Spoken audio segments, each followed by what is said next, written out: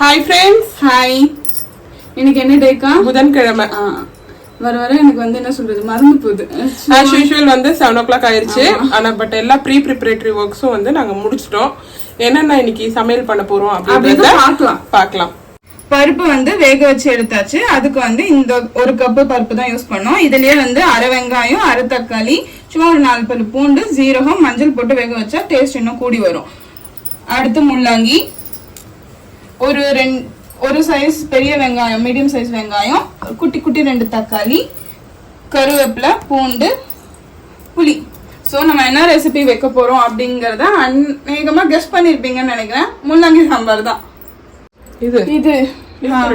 இது வந்து கோவக்கா. ஆக்சுவலி கோவக்கா வந்து எனக்கு எங்க அம்மா பண்ற ஸ்டைல்ல ரொம்ப பிடிக்கும். இந்த கோவக்கா வந்து எங்க அக்கா பண்ணுவாங்க நார்மல் ஃப்ரை. இது வந்து வேற மாதிரி பண்ணுவாங்க. அது எப்படிங்கறத எங்க அக்கா சொல்லுவாங்க. என்ன பண்றது, ஒரு வீட்டுல எல்லாரும் ஒரே மாதிரி இருக்க மாட்டாங்கல்ல. ஒருத்தவங்களுக்கு ஒரு சட்னி பிடிக்கும், ஒருத்தவங்களுக்கு அந்த சட்னி பிடிக்காது. அந்த மாதிரிதான் எங்க வீட்டுல எங்க அக்காவுக்கும் எனக்கும். மோஸ்ட்லி எங்க அக்காவுக்கு சாம்பாரே பிடிக்காது, பருப்பு ரிலேட்டட் எதுவுமே பிடிக்காது. ஆனா எனக்கு பருப்பு ரிலேட்டட் எல்லாமே பிடிக்கும். கடுகு காலி ஆயிடுச்சு, ரீஃபில் பண்ணும். கொஞ்சமா கடுகு, ஜீரகம் இதுல போடணுமாக்கா? கொஞ்சமா ஜீரகம். அடுத்து கருவேப்பிலை போட போற, கண்டிப்பா புரியும். அடுத்து பூண்டு, இது கொஞ்சமா வதக்கிட்டு பூண்டு வந்து செவந்ததுக்கு அப்புறம் நம்ம வெங்காயம் தக்காளிலாம் ஆட் பண்ணிக்கலாம். பாத்தீங்கன்னா இவளுக்கு வந்து கெட்டியான சாம்பாரா இருக்கணும், எனக்கு வந்து தண்ணியா இருக்கணும். எல்லாமே இந்த சாம்பார் விஷயத்துல பிரச்சனை தான். அடுத்தது வெங்காயம், தக்காளி. தக்காளியும் வெங்காயமும் ஓரளவுக்கு வதங்கிடுச்சு. ஒரு நிமிஷம். அடுத்தது நம்ம முள்ளங்கி ஆட் பண்ணிக்கலாம். ஹை ஃப்ளேம் வை, லோ ஃப்ளேம்ல வச்சுக்கோ. இது முன்னாடி அடினே இருக்கு. ஒரு துணி கொடு. இல்ல சுடாது, பிடிக்கலாம் தட்டி அப்படியே. எனக்கு சுடாது, எனக்கு சுடாது. இது நல்லா வதங்கட்டும். ஒரு 3 minutes ஆச்சும் வதங்கணும் நல்லா முள்ளங்கி. அடுத்தது நம்ம வந்து இந்த கோவக்கா ஸ்பெஷல் ஃப்ரை எங்க அம்மாவோட ரெசிபி பண்ண போறோம். அதுக்கு கடாயில எண்ணெய் ஊற்றியாச்சு. ஆத்தாடி, இது வந்து நல்லா வதங்கணும், எண்ணெயிலே வதங்கணும். உனக்கு வேண்டாம்னா அந்த கரண்டி வச்சு மேல சடசடன்னு தெரிக்குதுன்னா இந்த பெரிய ஜல்லி கரண்டி எடுத்துக்கோ. இது நல்லா வதங்கட்டும். நம்ம இந்த சாம்பார் பார்க்க போறோம். சாம்பாரும் பார்த்தீங்கன்னா முள்ளங்கி வந்து வதங்கி வந்துடுச்சு. தேவையான அளவுக்கு உப்பு, அடுத்து தேவையான அளவுக்கு தண்ணி. தேவையான அளவு இல்லை, 2 கிளாஸ் அளவுக்கு தண்ணி. ஆமா, ஏன்னா எனக்கு வந்து கொஞ்சம் திக்கா இருந்தாதான் பிடிக்கும். கொஞ்சம் கிளறி விட்டுறேன். சாம்பார் பொடி, குழம்பு மிளகாய்த்தூள் எங்க அம்மா செஞ்சது. பெருங்காய்த்தூள் கொதிக்கும் போது போடலாம்.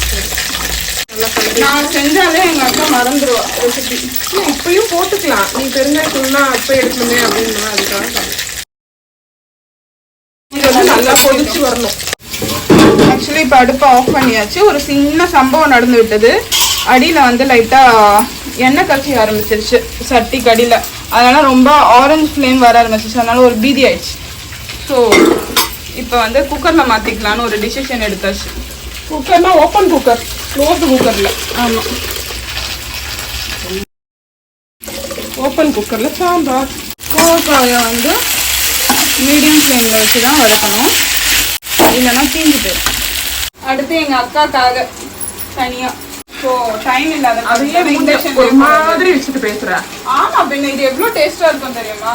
அதுவுமே வந்து ஃபர்ஸ்ட் வந்து நல்லா வந்து எண்ணெயில வந்து வதக்கிக்கணும். இப்ப வந்து அந்த நீல வாக்குல நறுக்குன கோவக்காய்க்கு வந்து மசாலா அரைக்க போறியா? தேங்காய் கொஞ்சமா. அடுத்தது காரத்துக்கு வந்து 4 காஞ்ச மிளகாய், கொஞ்சமா பூண்டு. இது எல்லாமே தண்ணி விடாம கிரைண்ட் பண்ணி எடுத்துக்கணும். எப்பவும் வந்து கோவக்காவை நம்ம பொரியல் பண்றதுக்கு முன்னாடி வந்து நிச்சயமா வந்து வதக்கணும். வதக்கும் போது அதுல இருக்க வாசனை வந்து செம்ம சூப்பரா வரும்.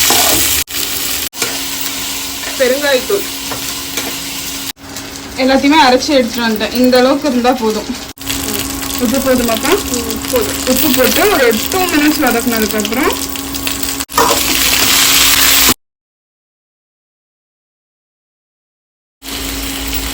இது போட்டதுக்கப்புறம் கொஞ்சம் நேரம் கழிச்சு வரும் பாருங்க வாசனை, சூப்பரா இருக்கும். செமையா இருக்கும்.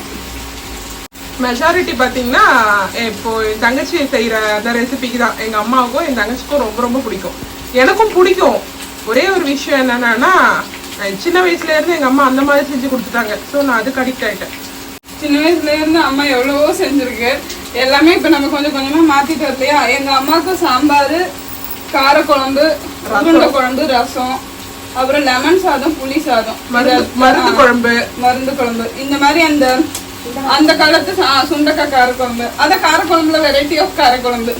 அதுக்கு அப்படிதான் தெரியும். ரொம்ப அம்மாவுக்கு வந்து தெரிஞ்சது இன்னொன்னு வந்து என்னன்னா கூழ், கறி குழம்பு, மீன் குழம்பு. எங்க அம்மா பின்னாடி இருந்து கத்துவாங்க. கருவாட்டு குழம்பு இதெல்லாம் செம்மையா பண்ணுவாங்க. கருவாட்டு குழம்புலாம் அடிச்சுக்க முடியாது. எங்க அக்காவையும் எங்க அம்மாவையும் கம்பேர் பண்ணும்போது கருவாட்டு குழம்பு வந்து எங்க அம்மா தான். அதுவும் ஆடி மாசம் செய்யும் போது இருக்கும். மற்ற நாள கம்பேர் பண்ணும்போது ஆடி மாசத்துல செய்யற அந்த கருவாட்டு குழம்போட டேஸ்ட் தனிதான். அடுத்தது நம்ம புளி கரைச்சல் சேர்த்துக்கலாம்.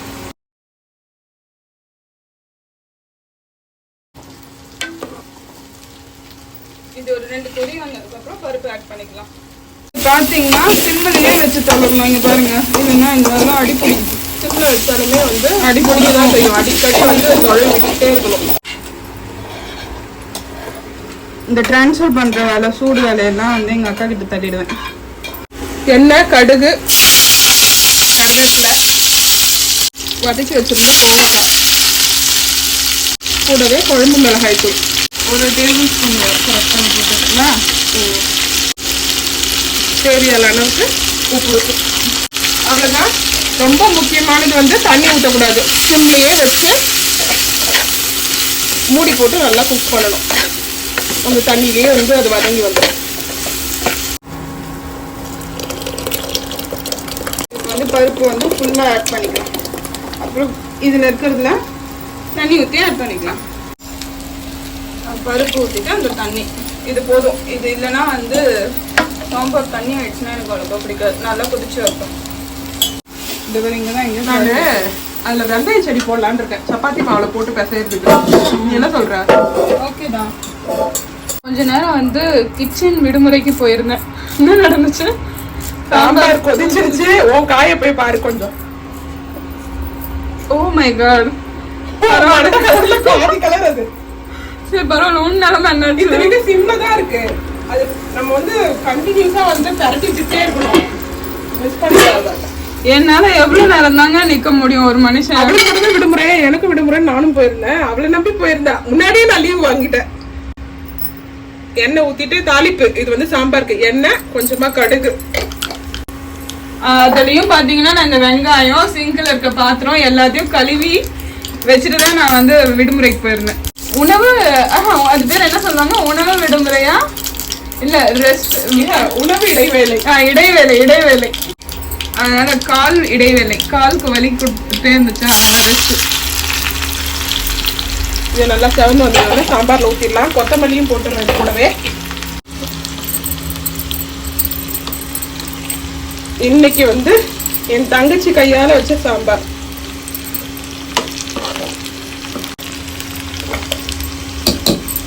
நான் இதை தாளிச்சுட்டு இப்பவே டேஸ்ட் பண்ணிட்டு காக்காய்க்கு வச்சுட்டு தான். முதல்ல உன் வாயில போடுறத பத்தி யோசிக்க கூடாது. அதுக்கப்புறம் பாத்தீங்கன்னா இன்னைக்கு வந்து சாதம் வந்து ஒரு குட்டி கிண்ணத்துலதான். இது வந்து என் தங்கச்சிக்காக மட்டும்தான். ஆனா மொத்தமா கிடையாது. இல்ல ஒரு 2 அண்ணன் குட்டி தான். நல்லா வதங்கிடுச்சு. இந்த வதக்கலை வந்து இதுல போட்டுக்கலாம். அவ்வளவுதான், சாம்பார் ரெடி. ஆக்சுவலி கார சட்னி தான் பிளான் பண்ணது. ஆனா வந்து நேரம் இன்றி காரணமாக நீ பன்னீர் வேணாம், எடுக்க முடியாதுல்ல வீடியோ. நேரம் இல்ல பரவாயில்ல விட. இப்ப டேஸ்ட் பண்றேன். பண்ணாத வெயின்னு சொல்லிட்டு நான் காக்கா ஊத்தப்படியா? ஆமா லைட்டா. சரி ஓகே. சாம்பார கூட ஒரு 10 நிமிஷமா பீரோ ஓபன் பண்ணி வச்சுட்டு அது முன்னாடியே நின்னுட்டு இருக்கா. என்னடா உள்ள போனாலும் ஆளை காணுமே. நான் வெளியில வந்து உள்ள வந்து பார்த்தா அப்படி என்னன்னா டாப் இருக்கும், லெகிங் இருக்காது. லெகிங் இருக்கும், அந்த டாப் டைட்டா இருக்கும். அதை ஃபிட்டிங் பண்றதுக்கு இப்ப என்கிட்ட டைமும் இல்ல, மிஷினும் வந்து ரிப்பேர், பாதி என்ன மாதிரி.